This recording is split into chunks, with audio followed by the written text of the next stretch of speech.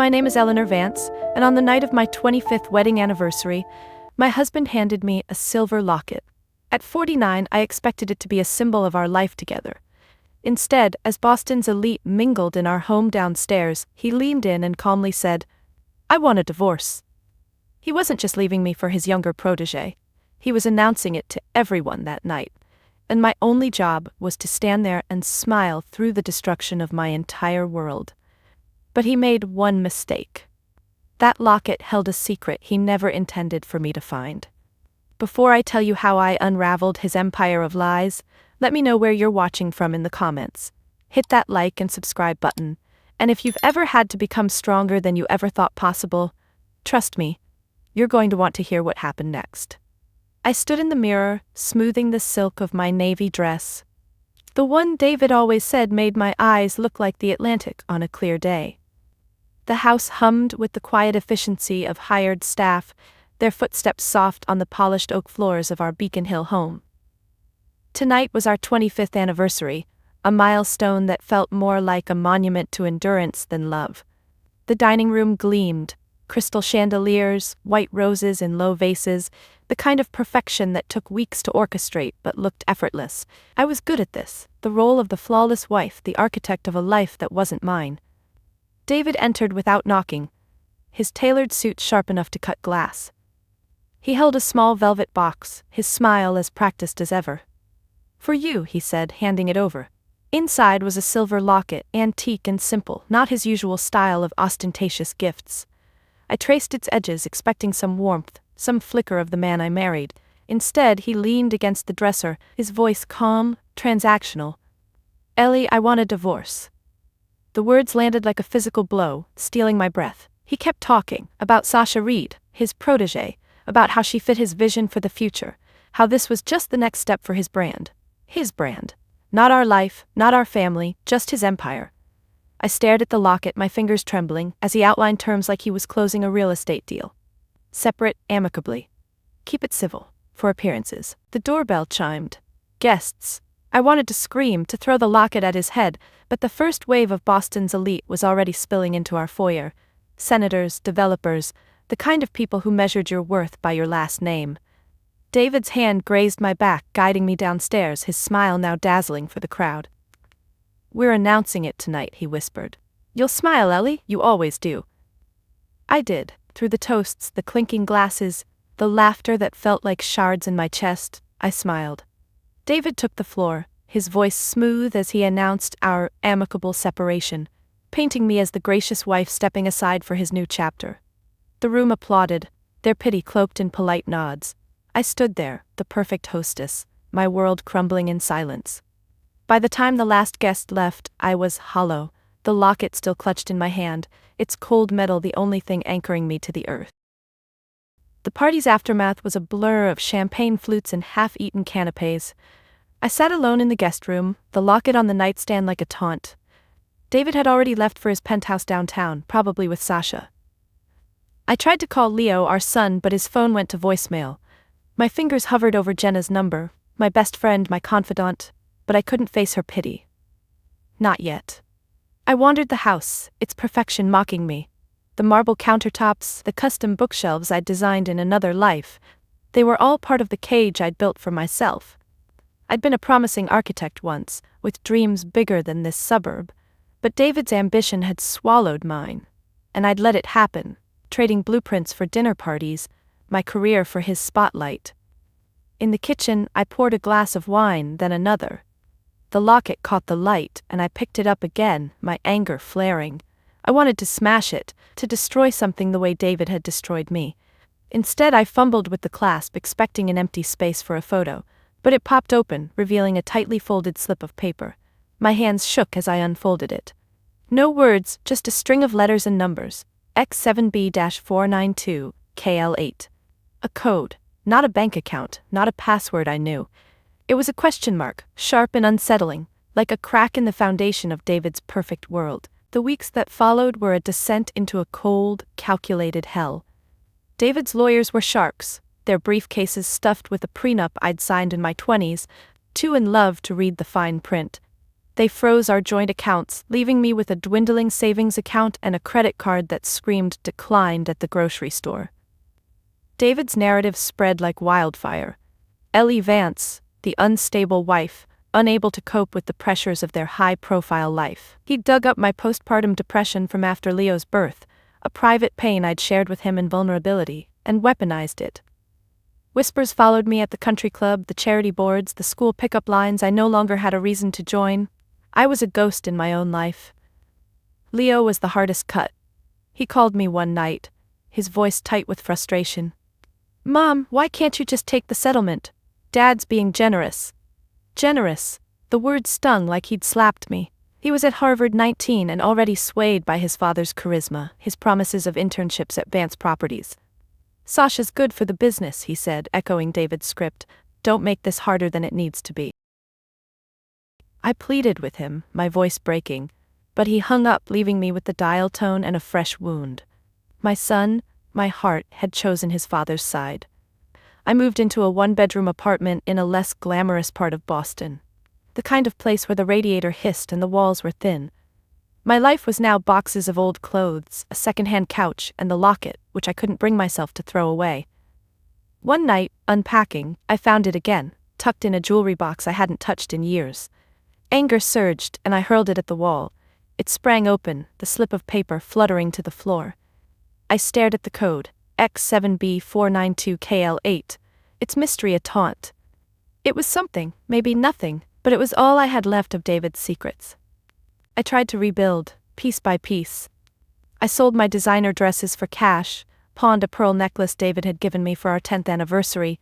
The money was enough to cover rent, but not much else.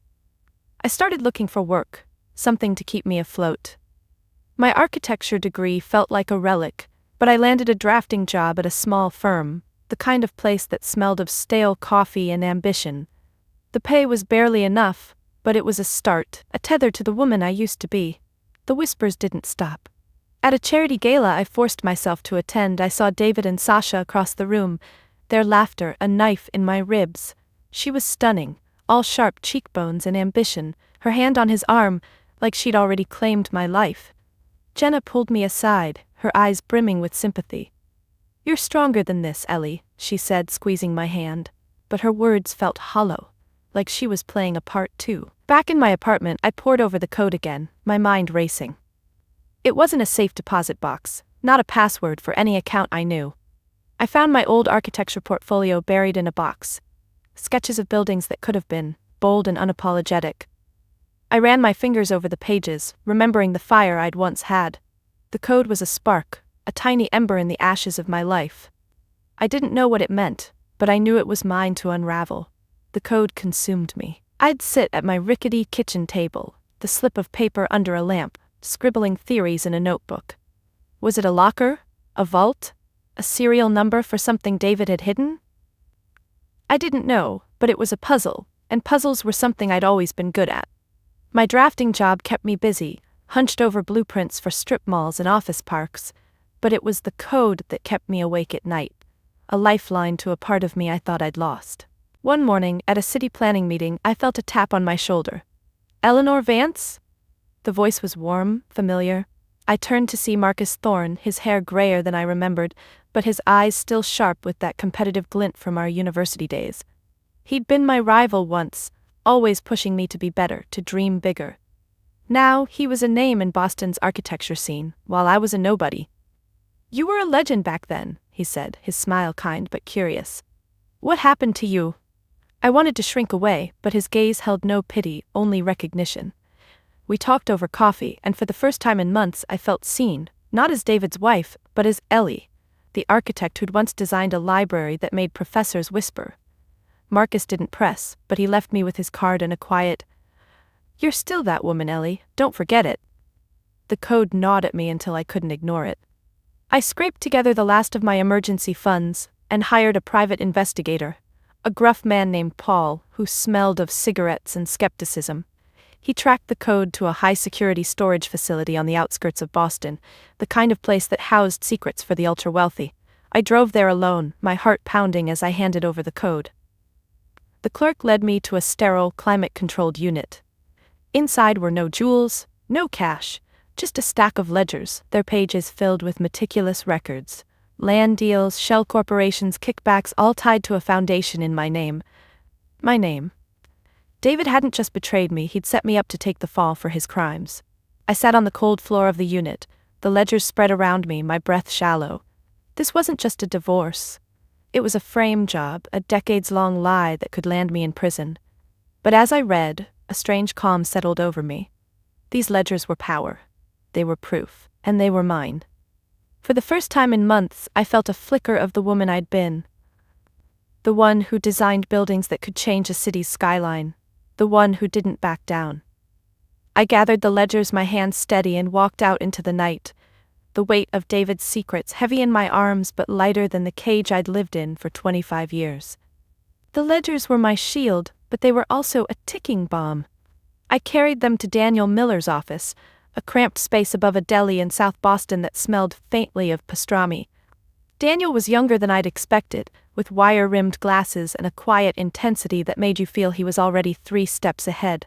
I laid the ledgers on his desk, their weight thudding against the wood. "This isn't just a divorce," I said, my voice steadier than I felt. "It's a setup."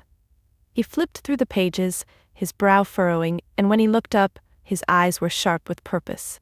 "Ellie," he said, "this is a criminal case, and we're going to bury him."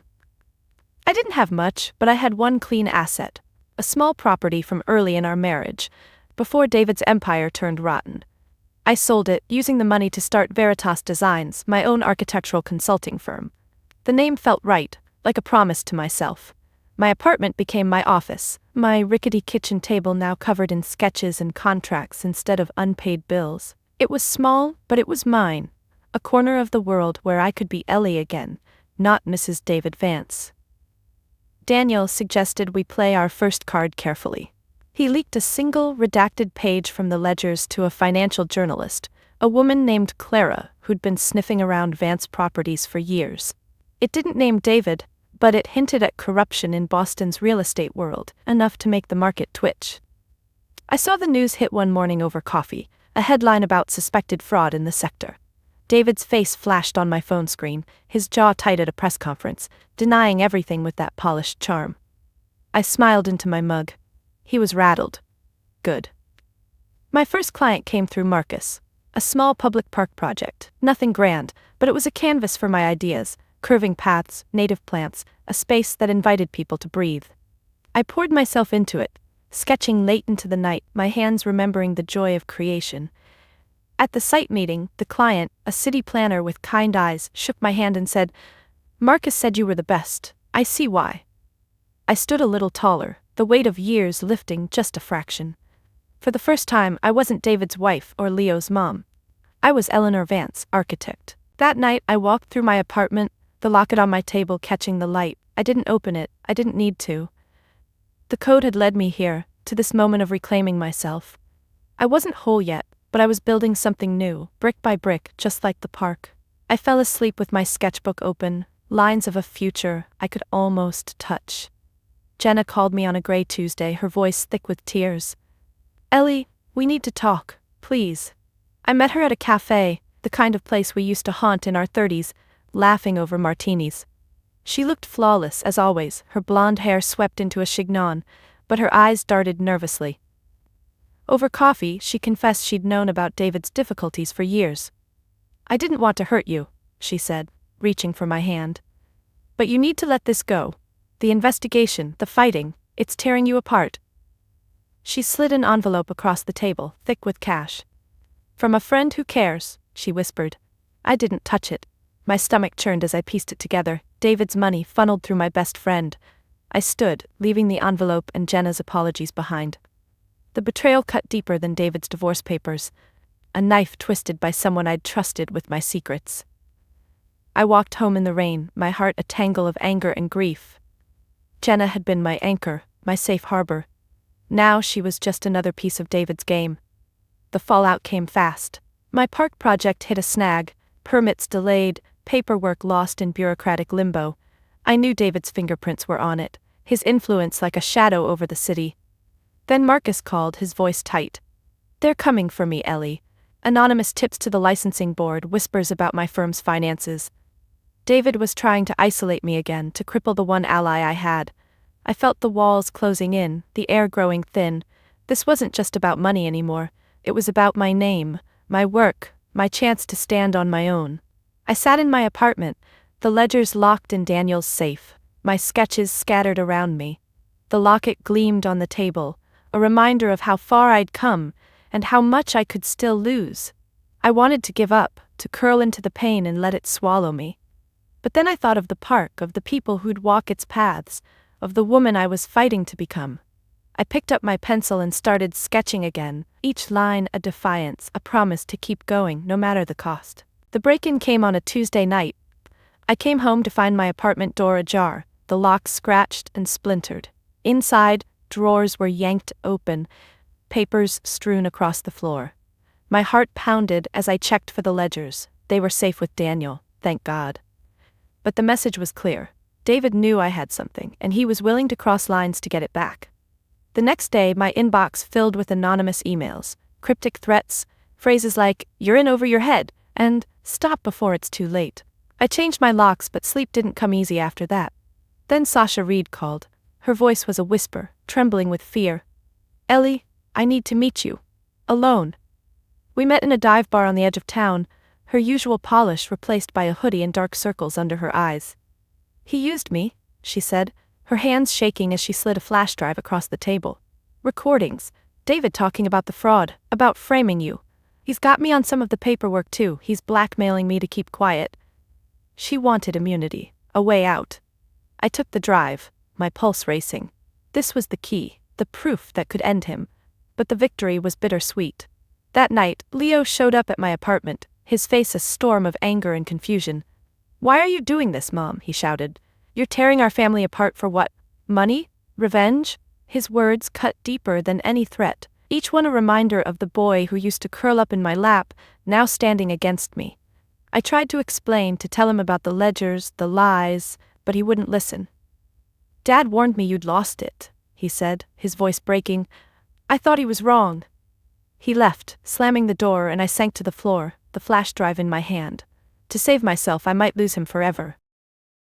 I played the recordings alone, David's voice cold and clear, admitting to the fraud, the shell companies, the plan to pin it all on me.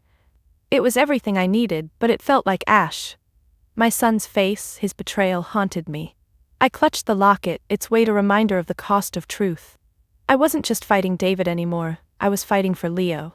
For the chance to show him who I really was, even if he hated me for it.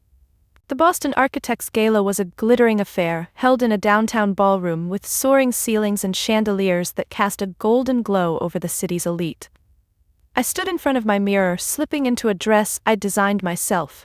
Deep emerald, fitted, with clean lines that felt like armor. The locket hung around my neck, not as a weight but as a talisman, its code, the key that had unlocked David's secrets. Marcus had secured my invitation, his faith in me a quiet strength. "You're ready for this," he'd said, his hand brushing mine. I wasn't sure, but I was done hiding. The ballroom buzzed with laughter and clinking glasses. David was the keynote speaker, his latest skyscraper the talk of the night. I watched him from the back, his charisma filling the room as he spoke of legacy and vision. Sasha was at his side, her smile tight, her eyes darting to me once, a flicker of fear. I clutched the flash drive in my purse, its weight heavier than the ledgers. Daniel had planned this moment with surgical precision, and Marcus had ensured the tech was in place. My heart pounded, but I stood tall, my gaze fixed on the man who'd tried to erase me. Halfway through David's speech, the room shifted. Daniel entered, flanked by 2 federal agents, their presence cutting through the gala's glamour like a blade. The crowd murmured as Daniel walked to the front, his unassuming frame commanding attention. "David Vance," he said, his voice clear, "you're under investigation for fraud, racketeering, and conspiracy." He held up a thick envelope, an indictment. The room gasped, heads turning, phones already recording. Then the screens behind David flickered. Instead of his skyscraper's renderings, they displayed bank transfers, faked signatures, and the charter for the shell company in my name.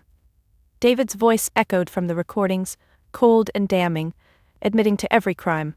Marcus had hijacked the system, his tech skills turning the gala into a public execution. David's face drained of color, his charm crumbling as the evidence played on a loop. The crowd erupted, shouts, whispers, cameras flashing.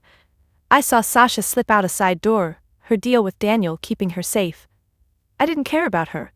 My eyes found Leo in the audience, his face pale, his world shattering as the truth unfolded in front of him. I didn't stay to watch David's downfall. I turned and walked out, my heels clicking on the marble floor, the locket cool against my skin. The night air hit me as I stepped outside, and for the first time in years, I breathed freely. I'd won, not for revenge, but for the truth. For me. The months that followed were a storm of courtrooms and headlines. David's empire collapsed under the weight of his lies, his assets frozen, his name synonymous with scandal. I reclaimed what was mine. Not just money, but my identity, my reputation. The ledgers and recordings were airtight, and Daniel's quiet brilliance made sure every charge stuck. I didn't gloat. I didn't need to. The victory wasn't in seeing David fall, but in standing on my own. Leo came to me one rainy afternoon, his shoulders hunched, his eyes red. I didn't know, Mom, he said, his voice small. I didn't know who he was. I wanted to hold him, to erase the years of distance, but I let him speak. He didn't ask for forgiveness, he asked to understand me, the woman he'd never really seen. We talked for hours about my designs, my dreams, the life I'd buried under his father's shadow. It wasn't a full reconciliation, but it was a start, a foundation we could build on, one honest conversation at a time.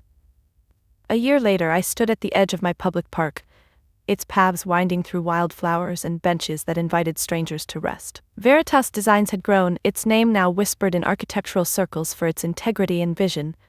The park was my heart on display. Open, resilient, a space for new beginnings. The locket sat on my drafting table in my new office, no longer a symbol of betrayal, but a reminder of the spark that set me free. Marcus joined me that morning, his grin as warm as the sun breaking through the clouds.